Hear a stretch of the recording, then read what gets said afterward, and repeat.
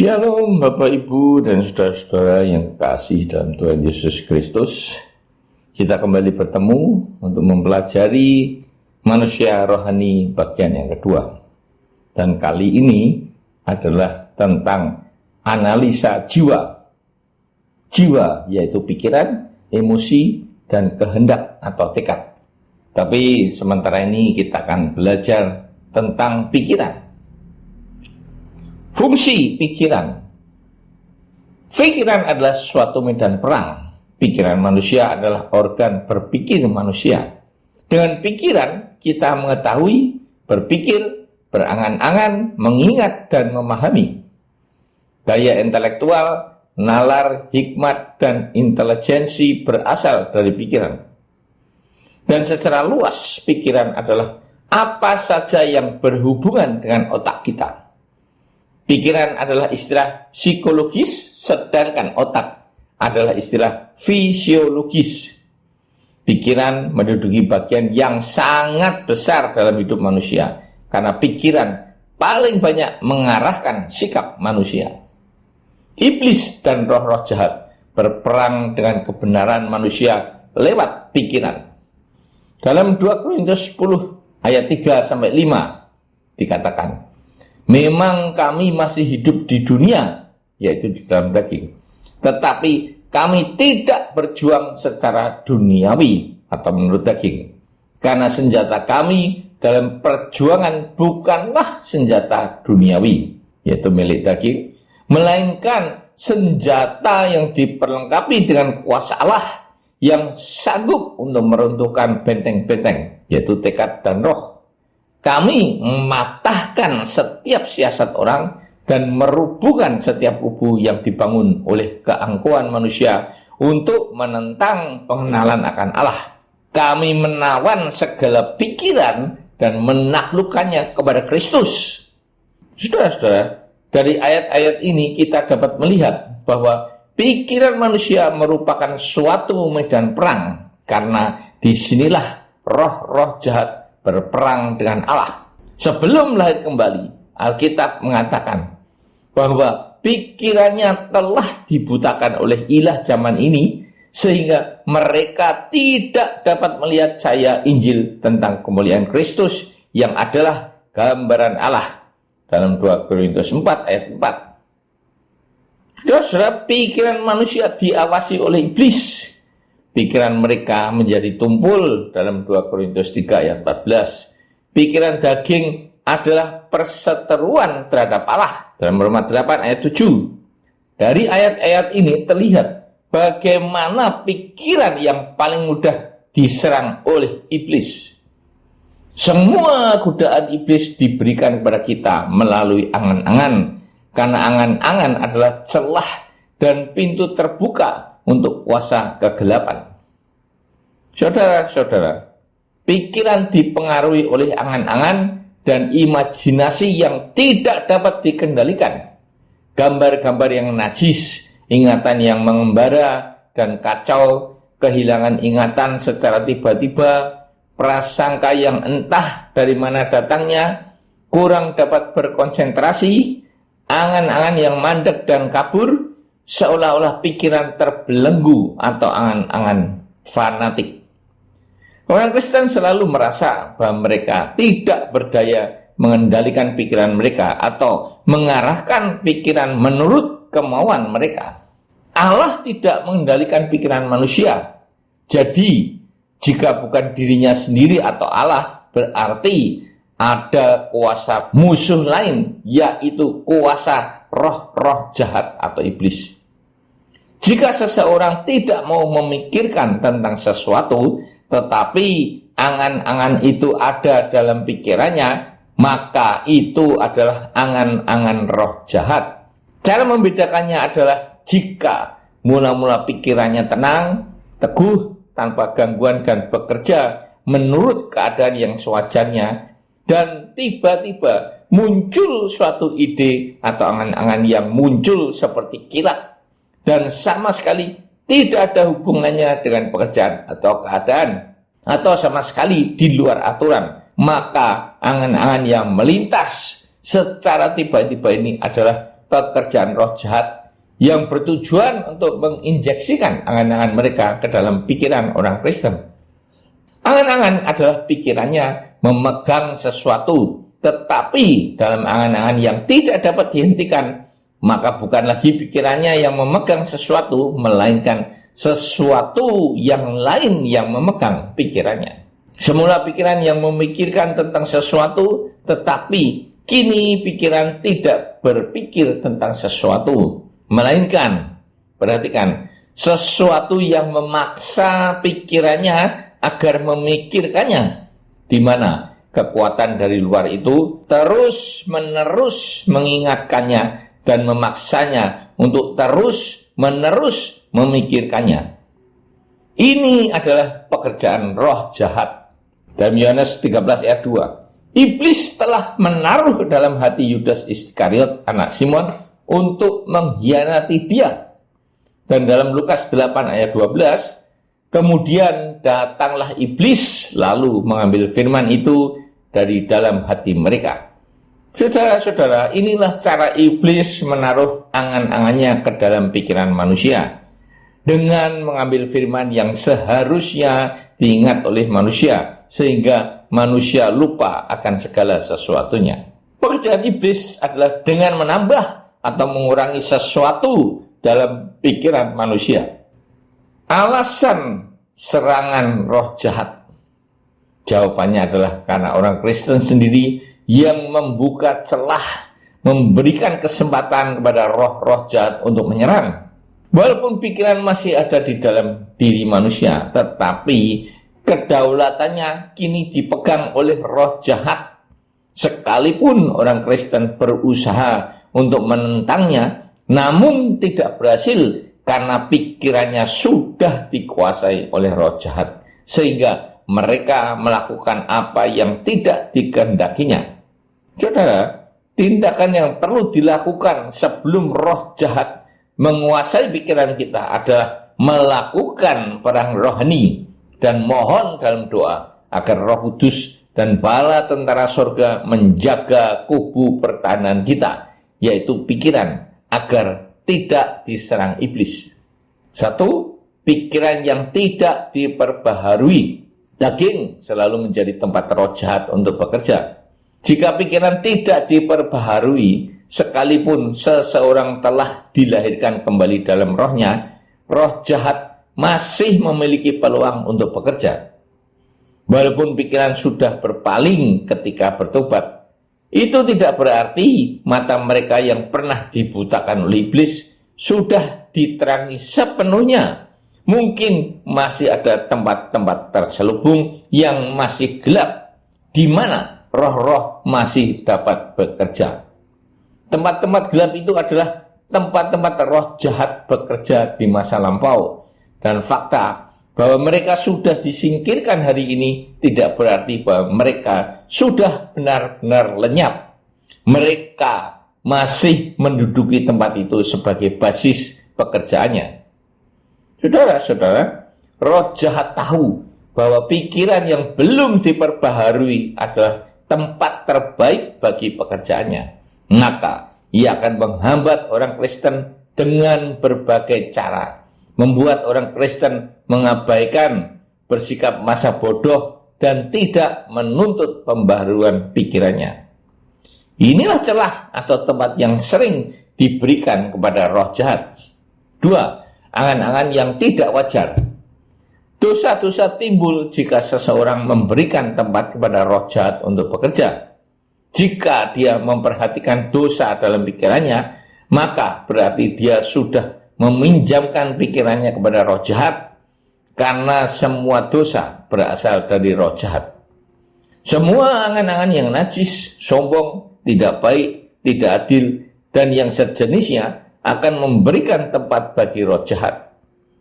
Angan-angan ini lebih sulit dibendung karena roh jahat sudah menduduki salah satu wilayah dalam pikiran orang tersebut. Roh jahat sering menyuntikkan angan-angan ke dalam orang Kristen, dan jika orang Kristen menerima angan-angan itu, maka akan menjadi tumpuan roh jahat itu untuk bekerja. Setiap ide yang tidak jelas asal-usulnya, setiap angan-angan yang sia-sia, setiap gagasan yang entah dari mana datangnya, kalimat atau gagasan yang tiba-tiba melintas, satu baris kata-kata yang secara kebetulan dibaca dari buku, termasuk semua kairan dalam hidup manusia, akan memberikan tempat bagi roh jahat untuk bekerja. Hal-hal ini juga membuat orang Kristen menjadi penuh prasangka, memberontak melawan kebenaran Allah, dan percaya kepada banyak bidah. 3. Salah paham terhadap kebenaran Allah. Jika kita salah paham terhadap pekerjaan roh jahat di dalam kita, di dalam lingkungan kita, dan di dalam pekerjaan kita, dengan menganggapnya sebagai sesuatu yang alamiah, nyata, spontan, atau dari diri kita sendiri, maka kita sudah memberikan tempat kepada roh jahat dan mengizinkan roh jahat terus bekerja dalam hal-hal ini. Walaupun izin ini diberikan karena kita tertipu, tetapi roh jahat sudah terlanjur mendapatkan tempat yang memadai untuk melanjutkan pekerjaan mereka. Di pihak lain, orang Kristen banyak yang salah paham terhadap kebenaran Allah dan tidak jelas tentang apa yang dimaksudkan dengan mati bersama Tuhan, mempersembahkan diri kepada Tuhan, operasi Allah menantikan Roh Kudus, dan kebenaran-kebenaran lainnya. Akibatnya, dalam hati mereka timbul prasangka dan mereka mulai memiliki ide-ide tentang seperti apa ajaran rohani itu, dan roh jahat akan mempunyai kesempatan ini dan memberikan apa yang mereka salah pahami itu dan apa yang telah mereka ketahui. Jadi roh jahat membonceng atau menunggangi kesalahpahaman orang Kristen dan bekerja mengikuti kesalahpahaman itu. 4. Menerima saran. Roh jahat sering menyuntikkan angan-angannya ke dalam pikiran orang Kristen, khususnya suka dalam tanda petik bernubuat tentang lingkungan dan masa depan orang Kristen tersebut. Sehingga jika ia tidak tahu bahwa itu berasal dari roh jahat dan tidak menolaknya serta mengizinkannya untuk tinggal dalam pikirannya, maka roh jahat akan bekerja di dalam lingkungan pada saat yang tepat dan membuat orang Kristen mengalami hal-hal yang dinubuatkan oleh roh jahat tersebut. Jika orang Kristen tidak melawan semua angan-angan yang dari roh jahat, maka roh jahat akan bekerja berdasarkan angan-angan yang telah dia berikan kepada orang itu karena dia sudah mendapatkan tumpuan. 5. Pikiran yang kosong.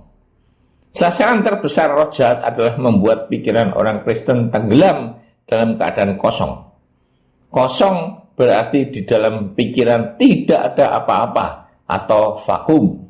Roh jahat tahu bahwa jika pikiran orang Kristen kosong, maka orang itu tidak akan mampu berpikir dan akan kehilangan nalar dan perasaannya dan akan menerima ajaran roh jahat tanpa berpikir lebih panjang lagi. Saudaraku, roh jahat tidak senang jika orang Kristen menggunakan pikirannya. Karena itu dia berusaha agar pikiran orang Kristen kosong sehingga tidak dapat membedakan atau mengenali semua wahyu yang tidak wajar, yang tidak masuk akal ketika pikiran kosong adalah dari iblis. 6. Pikiran yang pasif. Pikiran kosong hampir sama dengan pikiran pasif. Bedanya, kalau pikiran kosong berarti tidak memakai pikiran, sedangkan pikiran pasif berarti menunggu kekuatan dari luar datang dan memakai pikiran itu. Pikiran pasif merupakan tempat yang paling baik untuk pekerjaan roh jahat. Dan tidak ada tempat tumpuan lain yang lebih disukai oleh roh jahat. Karena orang Kristen mengharapkan kekuatan dari luar datang kepada dirinya.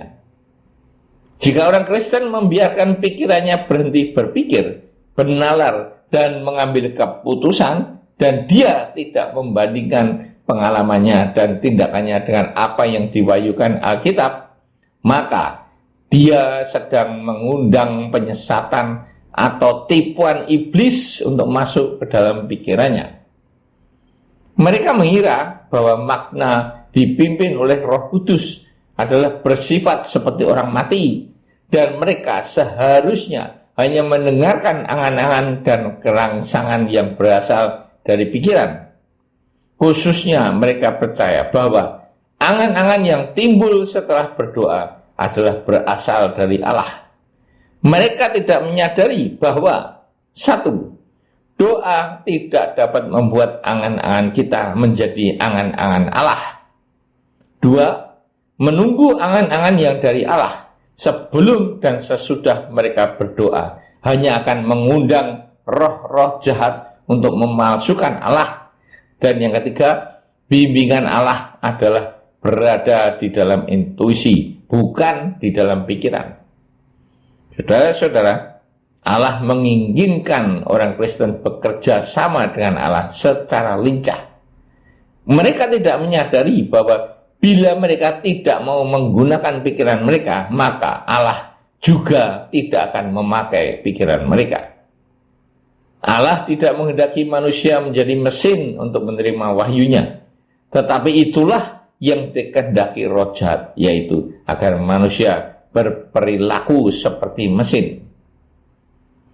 Cara yang tepat untuk mengikuti pimpinan Allah adalah bersandar kepada intuisi dan bukan kepada pikiran. Dalam mempelajari setiap kasus wahyu adikodrati Allah, seperti yang tercatat dalam Perjanjian Baru, kita lihat bahwa setiap orang yang menerima wahyu memiliki pikiran yang berfungsi. Mereka akan mampu mengendalikan atau menguasai diri dan dapat memakai anggota tubuh mereka yang manapun.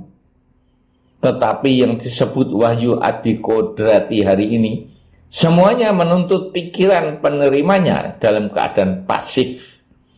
Beberapa pasif sama sekali dan beberapa pasif sebagian. Selain itu, si penerima sebagian atau seluruhnya tidak dapat menggerakkan anggota-anggota tubuhnya. Dan ini adalah satu perbedaan dasar antara sesuatu yang berasal dari Allah dengan yang berasal dari roh-roh jahat. Contoh, Petrus pada hari Pentakosta masih dapat mendengar ejekan dan tanggapan orang-orang. Dia masih dapat menjawab, membuktikan bahwa orang-orang yang bersama dia itu tidak mabuk, melainkan penuh dengan Roh Kudus. Orang-orang yang berbahasa lidah dalam gereja di Korintus dapat menghitung dan mengetahui bahwa jumlahnya 2 atau 3 dalam 1 Korintus 14 ayat 29. Mereka menguasai diri untuk berbicara seorang demi seorang dalam ayat 31, dan jika tidak ada penterjemah mereka bisa tidak berbicara ayat 28. Mereka semuanya sadar dan dapat menguasai diri. Ini karena roh nabi takluk kepada nabi-nabi dalam ayat 32. Semuanya di atas membahas perbedaan antara hal-hal adikodrati yang diberikan oleh Roh Kudus dengan hal-hal adikodrati yang diberikan oleh roh jahat. Mari kita perhatikan contoh mendengar suara Allah. Hal pertama yang perlu kita ingat adalah bahwa Roh Kudus selalu menghendaki kita memahami sesuatu dengan jelas, rangsangan dan mendesak, minta tindakan yang segera, tidak memberikan kesempatan kepada seseorang untuk berpikir, merenungkan atau memeriksa. Yang ketiga, membuat pikiran orang menjadi tumpul, membuat orang itu tidak mampu berpikir. Saudara-saudara, semua yang berasal dari roh-roh jahat, entah adikodrati atau yang alami, selalu membuat orang Kristen tidak dapat memakai pikiran dengan wajar. Tetapi apa saja yang berasal dari Roh Kudus adalah sebaliknya, bukan seperti itu dan berlawanan dengan apa yang berasal dari roh-roh jahat. Amin.